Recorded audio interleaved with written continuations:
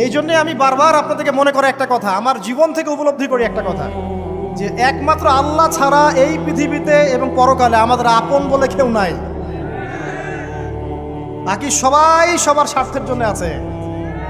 মানুষ মানুষের অবস্থানকেই মূল্যায়ন করে, মানুষ মানুষের অবস্থানকেই মূল্যায়ন করে। আল্লাহ রাব্বুল আলামিন আপনার ভিতরটাকে ভালোবাসেন। দেখেন, আপনি যখন নামাজ পড়েন নাই, আল্লাহ পাক কিন্তু আপনাকে ধ্বংস করে দেন নাই। আল্লাহ পরম করুণাময় আপনাকে হেদায়েত দিয়ে নামাজি বানিয়ে দিয়েছেন।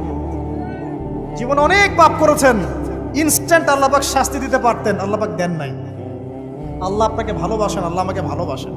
আল্লাহ পাকের এই ভালোবাসার ঋণটা শোধ করার জন্য হলেও নামাজি হয়ে যান, আল্লাহর পথে ফিরে আসেন, দিনের জন্য কিছু করেন, দিনের ফিকির করেন, পড়াশোনা করেন।